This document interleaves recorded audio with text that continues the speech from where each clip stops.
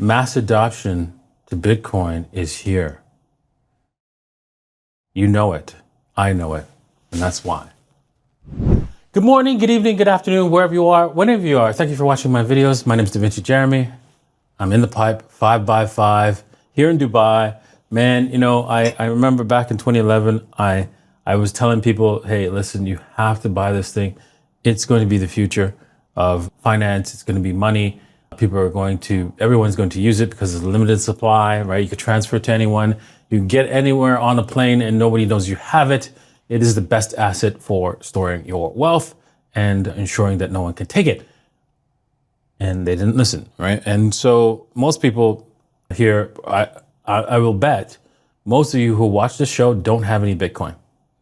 And that is a sad thing, because there'll be a time when you say, yeah, I knew about it, but I thought it was too late to buy some. It's not too late. It's not too late.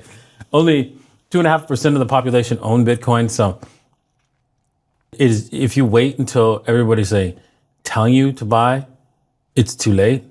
If you have everyone around you telling you you should buy, it is too late for you to buy Bitcoin. But anyways, we're going to be going over a great show for you today. We're going to be talking about, Michael Saylor, of course, just buying every Monday, and, also doing some TA, see if we could trade this and make some money. And if you're interested in trading it, you could head over to levex.davincij15.com. If you join, you could also watch this show live. A lot of people are now watching it live. I opened it up to a few people this morning, and yeah, you could actually gain access to this video live every morning when I do it. So for absolutely free, levex.davincij15.com. Also, Bybit.davincij15.com is one place you can go for trading. Bybit.davincij15.com. But you will need some ID, because most countries, including the European Union, will not allow you to buy Bitcoin here.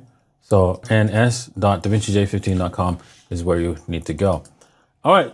Orc, Waffles, Wowmow, PayPay, they're all, taking a rest now, but don't worry, they'll be back.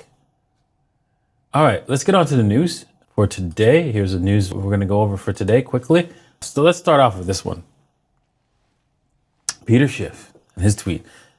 Bitcoin is at a new all-time high again tonight. Most likely, we will find out tomorrow that Michael Saylor was the buyer. That seems to be the trend, as it's happening the last 5 Mondays in a row. Yeah. Why don't you just buy ahead of him? If that's the case, right? And he says, yeah, it looks like I was right. Saylor bought, $1.5 billion in Bitcoin on Monday. And somebody said, if you know he's going to buy for the past 5 weeks, why aren't you buying in front of him? Genius. And you know what he responded to that? Mr. Peter Schiff responded to that and says, yeah, my wife keeps telling me the same thing. Perhaps, I don't know, your wife should take over finances. I'm just saying. Damn. Okay, with that said, let's move on. El Salvador is now 362 million in profit on its Bitcoin investment. What? Say what? Okay, wait a second here.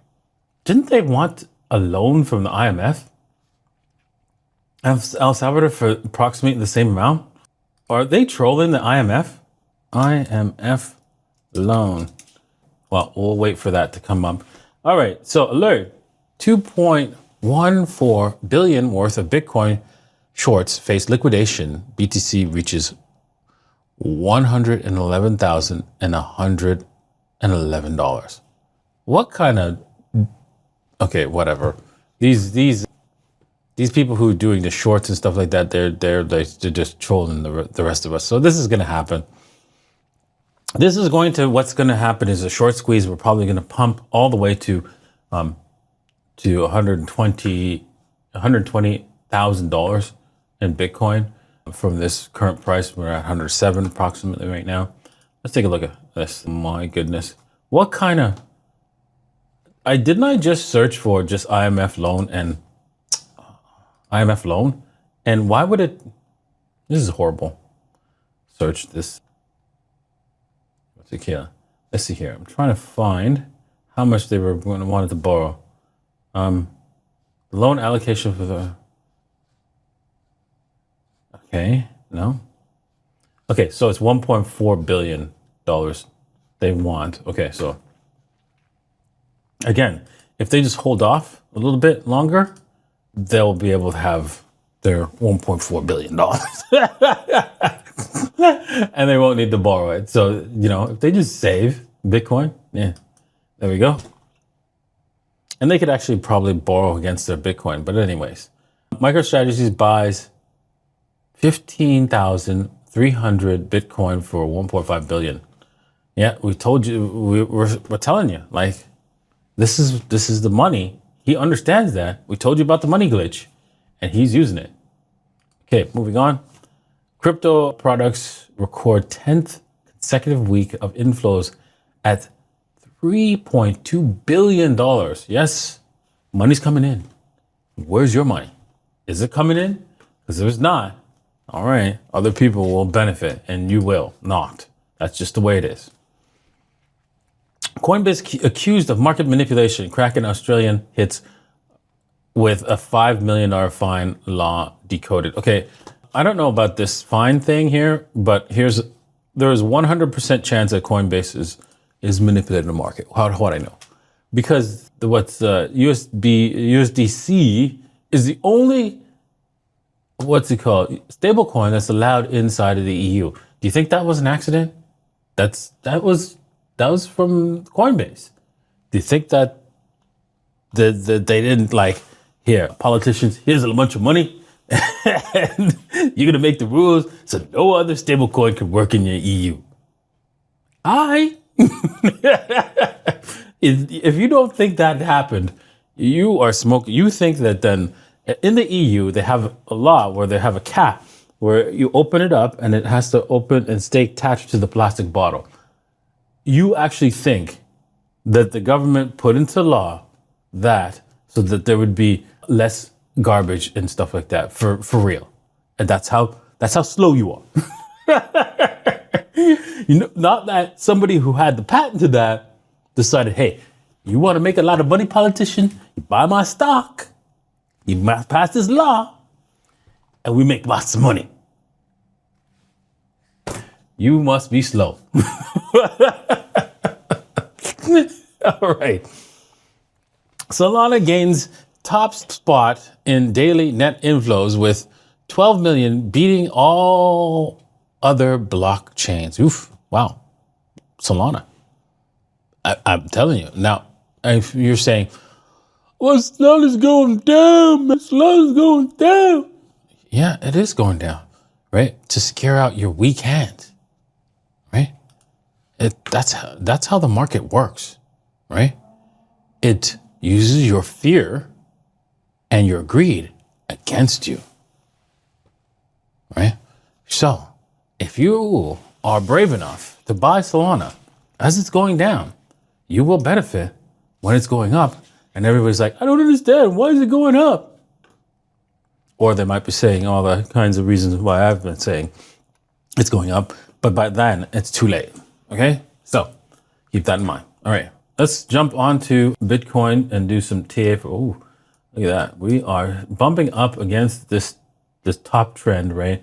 I've noticed this like a few days ago, and I've been thinking, okay, well, after this thing, after my short actually got wiped, and looked for this trend, so we could be backing off here, but if we do not back off, this move could be pretty big.